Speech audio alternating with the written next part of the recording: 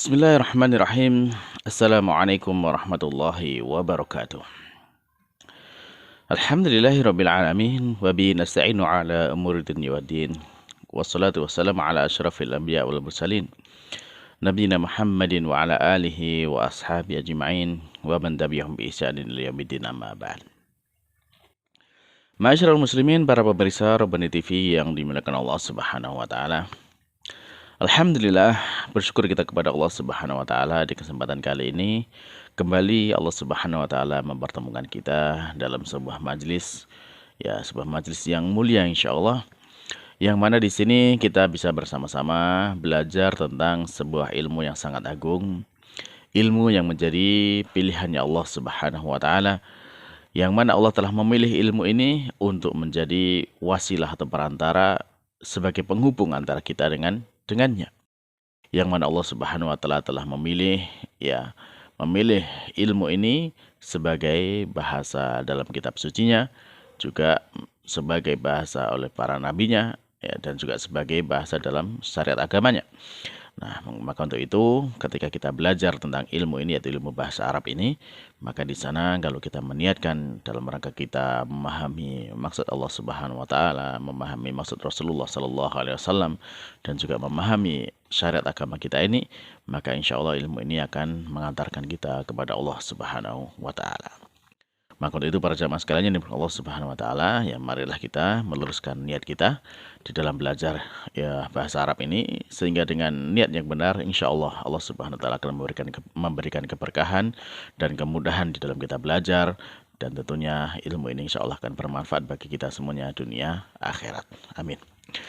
Baiklah para pemirsa yang dimuliakan Allah Subhanahu wa taala, kita masih melanjutkan pelajaran kita dari kitab Durusul Lughah Al-Arabiyyah li ghairi natiqin biha karya Dr. Fi Abdurrahman, terbitan dari Islamic University of Madinah. Nah, kita lanjutkan. Sekarang kita ada di pelajaran yang ke-17, Ad-Darsus Sabiul Asyar. Pelajaran yang ke-17. Nah, berarti sebelumnya kita sudah menyelesaikan pelajaran yang ke-16. Nah, baik, silakan dibuka yang punya buku di halaman ke-96. Nah, adapun yang belum ada bukunya bisa di-download di link yang ada di deskripsi. Nah, para pemirsa yang dimuliakan Allah Subhanahu wa taala, di pelajaran yang ke-17 ini masih ada kaitannya dengan pelajaran yang ke-16 atau pelajaran sebelumnya, ya. Ya, kalau lebih jelasnya silahkan bisa dilihat pada video sebelumnya terkait dengan pelajaran yang ke-16. Yang mana di sana kita membahas tentang bentuk jamak dari benda-benda yang tidak berakal. Yang mana kalau kita mendapatkan benda yang tidak berakal dalam bentuk jamak, maka dia menjadi mu'annas atau menjadi perempuan. Sehingga digunakan kata ganti perempuan, kata isyarat juga untuk perempuan. Nah, untuk lebih jelasnya langsung saja kita lihat di contoh-contoh kalimat yang ada di pelajaran ke-17 ini. Di sana di halaman 96 ada 13 kalimat yang bisa kita baca. Baik, kita ambil contoh yang pertama, ya, yang pertama. Qala al-mu'allif, disampaikan oleh penulis di sana, kalimat yang pertama, abwabul masjidi maftuhatun, ya. Abwabul masjidi maftuhatun. Nah, yang artinya abwab itu jamak dari babun, ya. Berarti artinya adalah pintu-pintu. Ya, pintu-pintu masjid, ya. Pintu-pintunya masjid maftuhatun, terbuka. Nah, coba diperhatikan di situ para pemirsa sekalian yang dimuliakan Allah Subhanahu wa taala. Kata maftuhatun dalam kalimat ini sebagai khobar, sedangkan mubtada'nya adalah abwabul masjidi, bentuknya adalah mudhaf ilaih, ya, sehingga masjidi berharokat kasrah. Nah, di dalam kalimat mubtada dan khobar itu kan harus sejenis, ya. Khobar harus sejenis dengan mubtada'nya. Nah, kita lihat di sana khobarnya maftuhatun. Nah, maftuhatun di situ dia bentuknya adalah mu'annas dengan adanya tak marbutoh. Nah, tak marbutoh itu tanda bahwasanya dia adalah bentuk perempuan. Nah, sekarang di mubtada'nya abwabul masjidi, ya, itu yang menunjukkan perempuan yang mana? Yaitu kata abwab, ya, abwab. Mengapa dia perempuan? Karena dia bentuknya jamak. Dan jamaknya di sini adalah ghairu akil, tidak berakal. Nah, sehingga Abwab itu statusnya adalah mu'annas atau perempuan. Sehingga sifatnya atau khobarnya juga di sana sebagai perempuan. Sehingga menjadi kalimatnya abwabul masjidi maftuhatun. Pintu-pintunya masjid itu terbuka. Baik. Baik, kita lanjutkan yang kedua. Yang kedua, ya. Kalimatnya berupa kalimat tanya. Liman hadhil buyutul jadidatu. Liman hadhil buyutul jadidatu. Hiya limudiris syarikah. Hiya limudiris syarikah. Nah, coba kita baca. Artinya liman, milik siapa? Milik siapa? Hadhil buyutu. Ya. Hadhihi. Ya, hadhihi ini kata isyarat. Ya, ini artinya ini. Al-buyutu, rumah-rumah, al-jadidatu yang baru. Coba perhatikan di dalam susunan kalimat ini. Di sana ada kata hadhihi. Hadhihi ini kata isyarat untuk dekat. Laki-laki atau perempuan? Perempuan. Nah, maka di sana al-buyut berarti statusnya adalah perempuan. Ya. Karena perempuan, ya maka digunakan kata isyaratnya hadhihi. Lah mengapa al-buyut itu perempuan? Kan di situ nggak ada tanda perempuannya, tidak ada tak marbutohnya. Ya karena al-buyut itu bentuk jamak dari kata al-bait. Ya, kalau al-bait itu satu, kalau al-buyut itu banyak.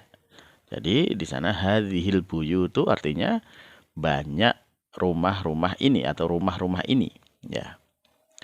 Diperkuat dengan sifat dari naat dari kata al-buyut yaitu al-jadidatu. Nah, al-jadidatu jelas ada tak marbutohnya, berarti dia adalah perempuan. Dan al-jadidatu ini sifat dari kata al-buyut. Ya. Sehingga kalau kita mendapatkan kata al-buyut berarti dia statusnya adalah perempuan. Hadhil buyutul jadidatu. Nah, jadi jelas ya di sini al-buyut. Kenapa dia perempuan? Karena dia bentuk jamak dari al-bait. Sedangkan al-bait itu tidak berakal. Nah, maka jawabannya karena dia adalah perempuan, ya, maka dijawab dengan kata ganti perempuan, yaitu hiya. Hiya ini kata ganti dari al-buyut atau dari hadhil buyutul jadidatu itu diganti dengan kata hiya. Kata gantinya adalah sebagai hiya. Jadi dia ya limudir atau hiya ini kembali kepada al-buyut al-jadidah ya, rumah-rumah yang baru. Hiya limudiris syarikah. Jadi rumah-rumah yang baru ini untuk apa namanya? Ya direktur perusahaan itu ya atau ya pemimpin dari ya, perusahaan. Nah, jadi jelas ya di sana al-buyutul jadidah, al-buyut sebagai perempuan. Baik, sekarang yang ketiga. Yang ketiga, ya kalimatnya an-nujumu jamilatun. Ya. Bintang-bintang itu indah. Nah, sama seperti tadi, ya. Di sana adalah bentuk kalimat mubtada khobar ya, kalimat jumlah ismiyah, kalimat ismiyah. An-nujumu jamilatun. Bintang-bintang itu indah. Pertanyaannya, jamilatun itu khobarnya apa? Laki-laki atau perempuan? Perempuan. Ya, dengan adanya apa? Tak marbutoh. Nah, berarti an-nujumu itu juga perempuan. Loh, mengapa kok an-nujumu perempuan? Apa tandanya? Karena dia bentuknya jamak. Jamak dari apa? Dari kata an-najmu. Kalau an-najmu itu tunggal, satu bintang. Kalau an-nujumu banyak bintang atau bintang-bintang. Ya, sehingga kalau di dalam satu kalimat an-nujumu jamilatun, berarti bintang-bintang itu indah. Baik. Nah, lanjutkan yang nomor 4. Yang nomor 4, hadhihid durusu sahlatun. Hadhihid durusu sahlatun. Ya. Ingat hadhihi kata isyarat. Untuk siapa? Untuk laki-laki atau perempuan? Yaitu untuk perempuan. Sehingga di sana menjadi hadhihid durusu. Nah, durusu berarti dia adalah perempuan. Karena sudah ditunjuk oleh hadhihi, maka durusu menjadi perempuan. Nah, mengapa kok durusu perempuan? Karena dia bentuk jamak. bentuk tunggalnya apa? Ad-darsu. Nah, sehingga menjadi hadhihi durusu. Kalau cuma satu pelajaran berarti hadzat darsu. Kalau banyak hadhihi durusu. Ya. Ini pelajaran ini ya, pelajaran-pelajaran ini sahlatun mudah. Nah, di sana juga khobarnya juga menjadi perempuan, yaitu ada tak marbuthahnya menjadi sahlatun mudah. Baik, kita lanjutkan yang kelima. Nah, kalimat yang kelima adalah fil hindi lughatun katsiratun. Nah, ya, di fil hindi lughatun katsiratun. Di Hindia ya ada banyak bahasa yang banyak ya. Di India ya, di fil hindi di India lughat bahasa-bahasa katsiratun banyak ya. Berarti di India itu ada banyak bahasa gitu ya. Nah, di sana kata lughat itu bentuk jamak ya, bahasa-bahasa. Katsirah itu banyak. Nah, jadi lughat bentuk bahasa dari kata lughatun. Nah, lughatun ya, kalau lughatun itu dia bentuk tunggal, kalau jamaknya lughatun. Ya, maka karena dia bentuknya jamak ya dari muannas, tetap ya dia tetap muannas, sehingga lughatun katsiratun. Ya, kalau misalkan kurang jelas bisa dilihat di halaman sebelumnya. Halaman sebelumnya di pelajaran 16 yang akhir sudah kita jelaskan kemarin. Misalkan kalau satu hadis sayyarah ya, ini adalah satu mobil. Kalau banyak mobil tetap dengan hadhihi sayyaratun ya. Ini dengan banyak mobil ya, sama. Seperti itu. Baik. Nah, kemudian yang keenam, kalimat yang keenam ya. Ainal kutubul jadidatu. Nah, di sini ada perlu penjelasan. Ainal kutubul jadidatu. Nah, artinya aina di mana? Al kutubu buku-buku al jadidatu yang baru. Nah, atau kitab-kitab ya, kutub kitab-kitab sama dari kitabun. Nah, karena di sana al jadidatu sifat atau naat dari al kutub, dia adalah perempuan. Ada tak marbuthahnya al jadidatu, berarti al kutub juga dia adalah perempuan. Mengapa perempuan? Karena dia adalah jamak, bentuk banyak dari kata al kitab. Nah, Alkitab itu satu, kalau Al-Kutub itu banyak. Nah, di sana ainal kutubul jadidatu, jelas ya kutub pada bentuk jamak sehingga dia menjadi muannas. Maka jawabannya dengan kata ganti muannas pula, yaitu hiya ya. Kata gantinya hiya ini menunjuk kepada siapa? Hiya yang menunjuk kepada kutub. Ya, kutub itu sebagai perempuan. Maka dengan kata ganti perempuan hiya fil maktabi. Jadi kitab-kitab yang baru itu fil maktabi, di maktabah. Baik, yang ketujuh. Nah, yang ketujuh kita baca. Nah, tilkas sururu maksuratun. Tilkas sururu maksuratun. Nah, tilka itu apa? Kemarin pada pelajaran yang lalu sudah kita jelaskan untuk apa? Yaitu kata isyarat ya, kata tunjuk untuk benda yang jauh. Ya, untuk yang jauh. Kalau dekat kan ada hadza hadhihi, kalau jauh tilka dzalika. Nah, sekarang kalau tilka ini untuk laki-laki atau perempuan?